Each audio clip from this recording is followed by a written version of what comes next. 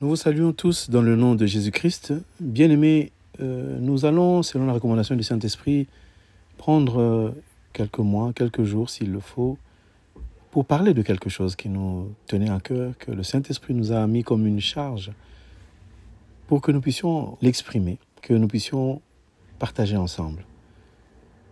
Notre sujet, c'est les blessures intérieures. Tout le monde connaît les blessures qu'on peut recevoir par un coup. Vous savez, quand quelqu'un vous frappe, soit avec une main, soit avec un bâton, avec un instrument, ça fait mal au corps. Ça peut blesser, ça peut faire une contusion, c'est-à-dire une plaie qui est à l'intérieur, ça peut faire une bosse. Voilà, il y a des choses qui peuvent se passer quand quelqu'un est frappé durement sur sa chair. Mais lorsque nous parlons de blessures, c'est vrai que nous pouvons voir les blessures à l'extérieur qui concernent le corps, mais les blessures dont nous allons parler, ce sont les blessures intérieures, les blessures que les gens ne voient pas.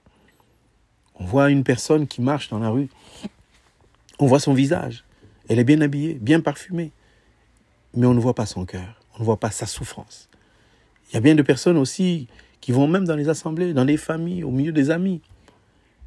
On voit qu'ils sont peut-être agréables par leur visage, peut-être agréables par leurs vêtements, par leur comportement. Ils rigolent, ils sont en train de marcher d'une certaine manière qui peut-être plaise à certaines personnes. On voit des comiques, des comédiens, des gens qui font beaucoup de choses, mais au fond de leur cœur, il y a un gros souci. Je vais lire un verset qui est dans 1 Thessaloniciens chapitre 5, qui dit ceci, au verset 23, « Que le Dieu de paix vous sanctifie lui-même, tout entier, et que tout votre être, l'esprit, l'âme, le corps, soit conservé irrépréhensible lors de l'avènement de notre Seigneur Jésus-Christ. » Ce verset nous indique que l'homme est composé de 3 parties. Il y a le corps que tout le monde voit. Il y a l'aspect physique qui est extérieur. Et c'est ça que tout le monde voit, c'est ce que tout le monde embellit, c'est ce que tout le monde cherche à valoriser. Mais l'homme n'est pas composé que du corps. À l'intérieur de l'homme, il y a son âme et son esprit. Et nous expliquons souvent que l'âme, c'est le siège de nos pensées, c'est le siège de nos émotions, c'est le siège de notre volonté. Quand quelqu'un a faim, quand il a soif, quand il ne veut pas manger, quand il aime une couleur, c'est dans son âme. Mais quand Dieu vient dans notre vie, ce n'est pas pour habiter dans notre âme, c'est pour passer, nettoyer notre âme afin d'aller habiter dans notre esprit, parce que c'est l'esprit qui commande le corps et l'âme. Des fois, l'âme de l'homme est comparée, est expliquée comme étant le cœur de l'homme. Ainsi, on dira, le cœur de l'homme est tortueux, personne ne peut le connaître. Vous verrez quelqu'un qui a un comportement normal, et du jour au lendemain, il affiche un comportement incohérent, difficile à comprendre, difficile à saisir, un scandale. Il insulte, il crie, il fait quelque chose que tout le monde ne saisit pas. Ça, c'est l'âme. Et je voudrais encore avancer dans l'exemple en disant, il y a beaucoup de personnes aujourd'hui qui prient, il y a beaucoup de personnes qui jeûnent, qui vont dans les églises, et on ne voit pas l'épanouissement de la personne. On ne voit pas que la personne atteint un certain niveau. Malgré les prières, on lui impose les mains, malgré tout ce que les serviteurs de Dieu peuvent faire pour lui, on voit que c'est comme si ce comportement ne s'éloigne pas. C'est comme si cette situation perdure. Alors que nous avons bien lu la parole de Dieu que lorsqu'on impose les mains à quelqu'un qui est malade, la personne peut être guérie, elle doit être guérie. Alors nous avons compris qu'il y a des maladies qu'on appelle des maladies psychosomatiques et des maladies naturelles. Il y a des maladies qui viennent des pathologies qui viennent de microbes. Quelqu'un contracte un microbe et il en est malade, on donne l'antibiotique. Quelqu'un qui a un défaut, une insuffisance, parce qu'il n'a pas consommé ceci, il n'a pas eu assez de cela. Mais il y a d'autres maladies que même les médecins n'arrivent pas à soigner. C'est les blessures intérieures. On a pour preuve certaines personnes, on a prié pour elles, on a tout fait, on a tout expliqué, mais on se rend compte que ces personnes ont du mal à connaître la parole. Quand on creuse, on comprend qu'il y a un problème de blessures intérieures. On va donner quelques exemples qui sont d'abord naturels, après on reviendra dans les exemples qui sont dans la Bible.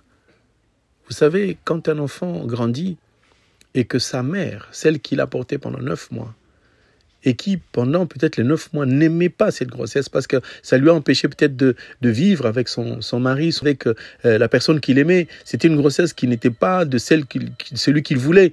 Voilà, il y a plein de raisons qui peuvent faire qu'une mère, lorsqu'un enfant vient au monde, elle n'arrive pas à l'aimer. À 3 ans, 4 ans, l'enfant est puni. On l'insulte chaque jour.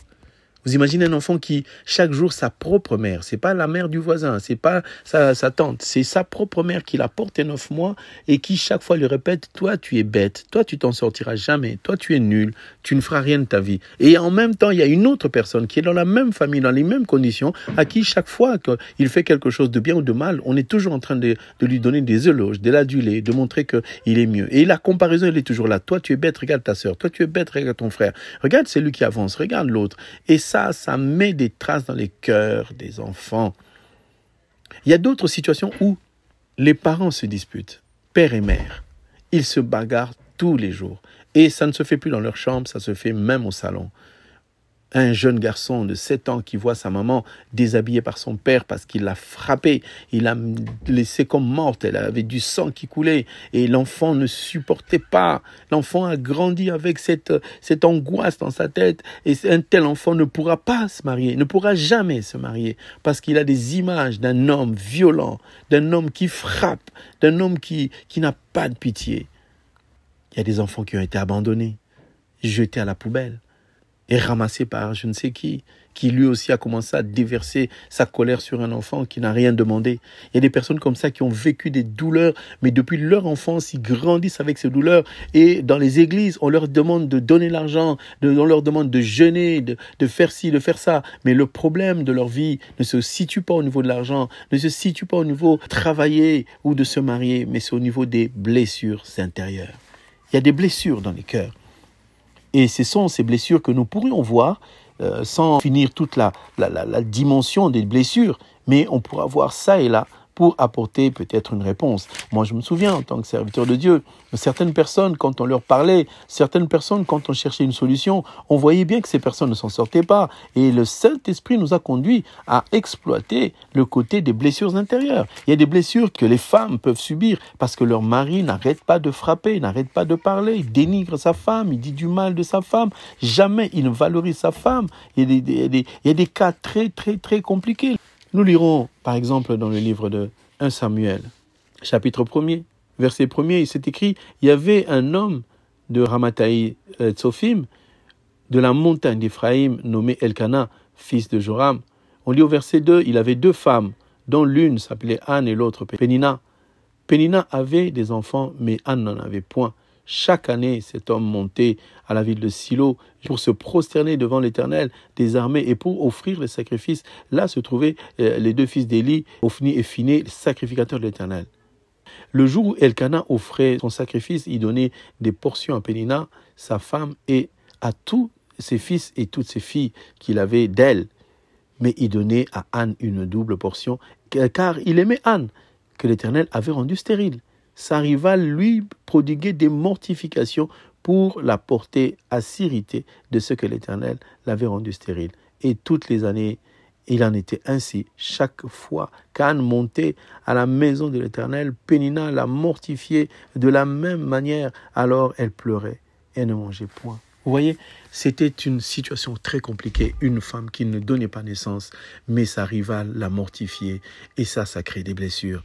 Ces blessures-là empêchaient à Anne de manger. Ces blessures empêchaient à cette femme de s'épanouir. Ces blessures l'enfermaient dans une bulle. Et c'est à cela que nous allons encore continuer à évoluer. Alors, bien-aimés, même si nous allons encore en parler, j'aimerais que toi-même aussi tu fasses un examen, tu regardes où est-ce que tu as été blessé. Les blessures intérieures doivent être guéries, mais pour qu'elles soient guéries, il faut qu'on en parle. Alors, bien-aimé, sois dans la joie, parce que c'est ton temps, le temps que Dieu prévoit pour te sauver. Nous verrons encore d'autres dimensions dans la partie qui va suivre. Que Dieu vous bénisse. Au nom de Jésus-Christ, nous avons ainsi parlé. Amen.